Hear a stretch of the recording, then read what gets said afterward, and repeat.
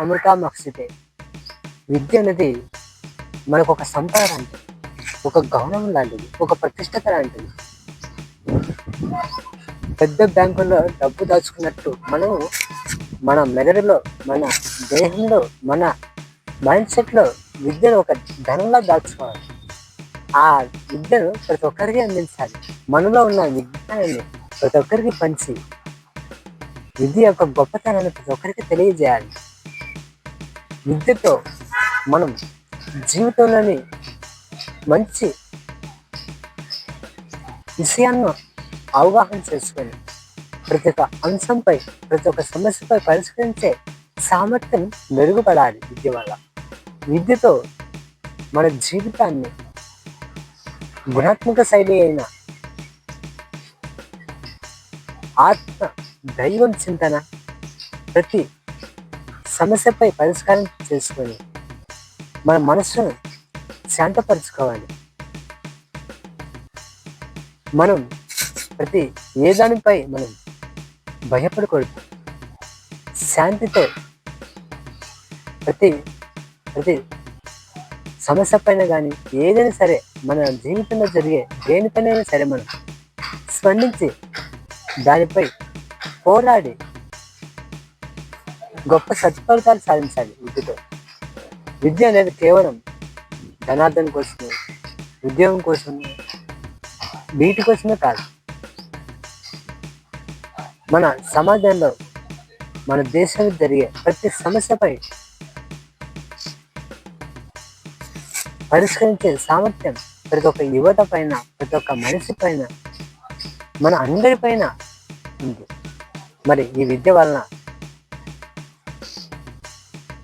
మనం గొప్ప పరిపూర్ణమైన జీవితాన్ని అనుభవించాలి, సార్థకం చేసుకోవాలి విద్య పట్ల. అదే గొప్ప విద్య. అప్పుడే మన జీవితం, మనం చదువుకున్న దానికి ఫలితం ఉంటుంది. ఇప్పుడు గొప్ప గొప్ప చదువులు చదివి అరే నేను చిన్న పని చేస్తున్నానని అనుకోకూడదు. ఆ ఉద్యోగం రాలేదని బాధపడకూడదు. నువ్వు ఎంత చదువుకున్నా మనం ఒక చైతన్యవంతమైన జీవితం అనుభవించడానికే కదా మనం విద్య చదివింది. మరి దేనికోసం? కేవలం గవర్నమెంట్ ఉద్యోగం సాధించాలనే లక్ష్యంతోనే కాదు, ఆశయంతోనే కాదు నువ్వు చదువుకున్నది. నీ కాలంలో నువ్వు నిలబడి ఒకరి దగ్గర పోయి నువ్వు చేయి పట్టి అడుక్కున్నంత సీన్ నీకు ఉండకూడదు. చదువు ప్రతి నీవు 10 మందికి నువ్వు పని అందించాలి. ఏదైనా ఒక వ్యాపారం పెట్టుకో, అందులో నీ యొక్క విద్య యొక్క అనుభవాలను అందుపై అమర్చి అందులో విజయం సాధించి 10 మందికి నువ్వు జీవనోపాధిని కల్పించాలి. అంతేగాని నువ్వే పోయి ఒకరి ముందు పని పెంచంగా అడుక్కున్నంత విద్యకు విద్య ఎంత నేర్చుకున్నా కానీ ఇంకా చదవాలనే కుతూహలం ఉంటుంది, కానీ విద్యకు ఎప్పుడు జీవితంలో ముగిపడేదండి. ఇప్పుడు విద్య కేవలం ఇంగ్లీష్ చదివితే పెద్ద కాదు. మన తెలుగును మాట్లాడాలి, ఇంగ్లీషు వాళ్ళతో ఇంగ్లీషు మాట్లాడాలి.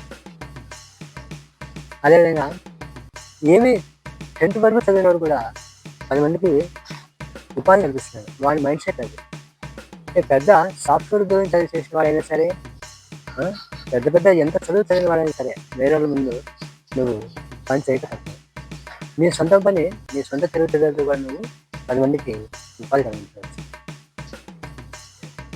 చిన్న స్థాయి నుంచి పెద్ద స్థాయికి వెళ్తూ ఉంటారు. అది క్రమక్రమంగా మనలోని విద్య యొక్క మెలకువలు నేర్చుకుని అందులో దాంతో జోడించి మన పనులను సక్సెస్ చేయించుకునే సమస్యలను కానీ ఏదైనా ప్రతి విషయంపై కూడా ఒక గొప్ప పట్టింపు సాధించి పెట్టుకోవాలి. ఏదైనా సాధించడానికి పట్టుదల ఉండాలి. అలాంటి గొప్ప సామర్థ్యాన్ని అందించేదే ఈ విద్య. మరి విద్య గురించి ఎంత చెప్పినా తక్కువే. సో మనం విద్య అనేది కేవలము మన జీవితంలోని సమస్యలపైన కానీ, మన పిల్లలు చదవాలి, ప్రతి ఒక్కరూ కూడా విద్య నేర్చుకోవాలి. మన అమ్మలు ఉంటారు, వారికి సంతకాలు కూడా రావు, వాళ్ళు నేర్పిస్తే విద్య నాకు తెలియదు అంటారు. విద్య నువ్వు ముగ్గులు ఏమంటే వేస్తారు, విద్య పేరు నేర్చుకోమంటే నేర్చుకోవాలి. ఎందుకు? దాని మీద ఒక చిన్న కుతూహలం ఏర్పడితే విద్య ఖచ్చితంగా వాళ్ళ పేరు నేర్చుకుంటారు. మా అమ్మ వచ్చేసి అసలు ఒక అక్షరం రాయండి, మేము కనీసం పేరు నేర్చుకోమంటే నేర్చుకోవాలి. విద్య నాకు రాదు, చదువు నాకు రాదు, రచన నాకు రాదు, ముఖ్యమంటే వేస్తుంది. బొజ్జమ్మని 3 అక్షరాలు నేర్చుకోమంటే సంవత్సరాలు తరబడి ఎంత నేర్పించాలని కూడా మా అమ్మ దానికి సానుకూలంగా స్పందించింది. నాకు వద్దులే చదువుకుని నాకు రాదులేండి. రాదమ్మా అని చెప్పగలమ్మా, నేర్చుకుంటే ఖచ్చితంగా నువ్వు నేర్చుకుంటావు అని చెప్పినా రండి. బొజ్జమ్మని 3 సార్లు ఇప్పుడు కూడా బొడనే నడుస్తాను. సో అలా కనీసం తమ యొక్క సంతకాలు కూడా నేర్చుకునే విధంగా ఉన్నారు. అక్షరాలు రాకుంటే చాలా అభిమాన పరిస్థితి నేటి ఆధునికంలో ఎదుర్కొంటున్నారు. డబ్బులు ఎంచుకుంటే ఇస్తారు. ప్రతిదీ కూడా మా అమ్మకి అన్ని తెలివితేటలు ఉన్నాయి, కానీ ఆ చదువు 3 అక్షరాలు నేర్చుకుంటే నేర్చుకోదు, ఏదో నేర్పిస్తానని నేర్చుకోదు. సో అప్పుడు కాలం అటువంటిది. సో చాలా సమాజంలో చూస్తూ ఉంటాం, చాలా మంది చదువుకొని కూడా ఇతరులపై మూర్ఖంగా మాట్లాడుతుంటారు, మూర్ఖంగా ప్రవర్తిస్తుంటారు. అంటే వారి యొక్క పెంపక పరిస్థితులు అలా ఉంటాయి, వాళ్ళ సమాజంలో పెరిగిన పరిస్థితి అలా ఉంటుంది.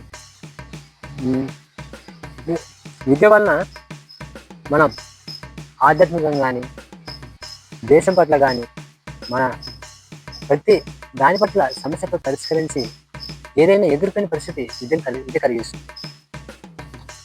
విద్య మనం పంచబుద్ధిగా పెరుగుతుంది, మనం నేర్చుకునే పెరుగుతుంది. విద్య మనం ఇతరులు పంచబుద్ధి మరింత పెరుగుతుంది. ఇప్పుడు మనం చదువుకోవాలంటే డబ్బులు కట్టి నేర్చుకునే పరిస్థితి ఏర్పడింది. కానీ ఇంతకుముందు బ్రాహ్మణ కాలంలో, పురాతన కాలంలో విద్య ఫ్రీగా నేర్పిస్తాను. నేను ఫ్రీగా నేర్పించడమే కాదు, అనేక కుటుంబాలు ఏర్పరచుకొని వాళ్ళు అక్కడే భోజనాలు పెట్టి, అక్కడే వసతి కల్పించి అన్ని కూడా ఆ విద్య కుటీరాలే ఏర్పడేవాట. వారి యొక్క ఖర్చుల కోసం అప్పుడు రాజులు వాళ్ళకి సహాయం అందించేవాళ్ళు గురుకులాల్లో. అప్పుడు గురువులకి అవి అందించేందుకు వాళ్ళకు ధనము ఇచ్చేవాళ్ళు అనమాట. సో మనం విద్య గురించి ఎంత చెప్పిన, కానీ నేటి ఆధునికంలో విద్య మారిపోయింది. కేవలము ఉద్యోగం కోసం విద్య ఏం చదువుకున్నా అంటే MA, BEd, BTech, MTech, LLB, ఇవన్నీ ప్రతిదీ కూడా విద్య చదువుకున్నాడే కానీ ఆ విద్యను దేశం కోసం, ప్రజల్లో ఏర్పడుతున్న సమస్యల కోసం ఆ విద్యను వాడుకోవడం లేదు. తన యొక్క స్వార్థం కోసం వాడుతున్నారు, తన యొక్క స్వార్థ ప్రయోజనాల కోసం విద్యను వాడుతున్నారు. ఇలాంటి స్వార్థపూరితమైన వాటి కోసం విద్యను ఎప్పుడు ఉపయోగించబడతావు. కేవలం పరుగుడు కోసం, మన కోసం ఉపయోగించాలి.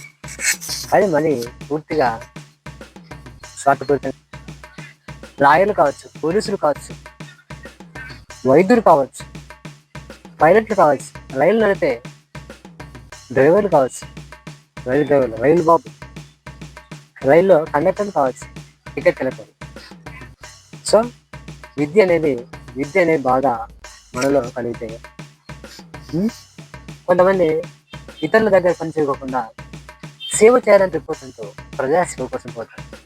తమ యొక్క విద్యను ప్రజల కోసం, అనాథ శరణాలయం కోసం, అనాథ పిల్లలు సహాయం కోసం ఒకరు ఒక విధంగా విద్యను ఉపయోగించుకుంటారు. అలా ఉపయోగించుకున్నప్పుడే మన యొక్క విద్య యొక్క ఫలితం, మన యొక్క విద్య యొక్క ఉపయోగం తెలుస్తుంది. ఇప్పుడు ఒకరి వద్ద పనిచేసే బదులు ఒక 10 ఆవులు పెట్టుకొని ఒక చిన్న పల్లెటూరు దగ్గర పరిసరాల్లో ఒక ఎకరం పొలం తీసుకొని అందులో నీళ్లు పెట్టుకొని అక్కడ పచ్చిగడ్డి మేపి పశువులు పాక వేసుకొని ఆ పాకలో 10 పశువులు పెట్టుకొని నువ్వు ఆ పాలు ఆవులు పిండుతూ పాలు పోసుకొని కనీసం ఒక రోజుకు ఒక 34 లీటర్లు పాలు, ఆవు పాలు 34 లీటర్లు, 10 ఆవులకి ఎంత లేదంటే రోజుకు ఒక 7 లీటర్లు ఉంటాం.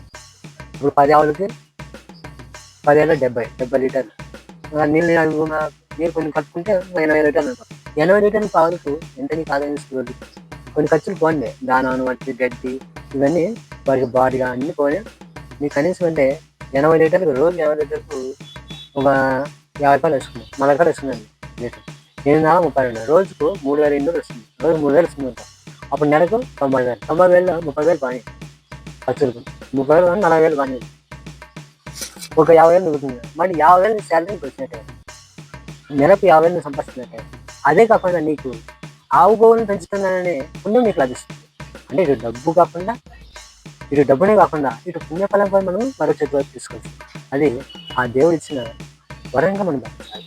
ఆ దేవుడికి మనం కొంత మనం పుణ్యపదం, ఆ ఆవుల పట్ల మనం యొక్క పుణ్యాన్ని మనం మూట కట్టుకునే వాళ్ళం. సో తెలివితేటలు మనం చదువుకునే కొద్దీ మనలో పరిజ్ఞానం పెరగాలి, మన యొక్క నమ్మకం, మన విశ్వాసం పెరగాలి.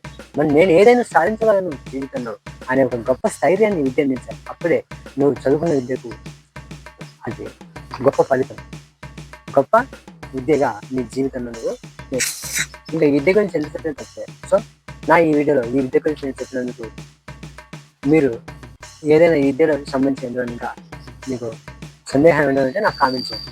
ఓకే, అంతవరకు మీ జీవ సెలవు.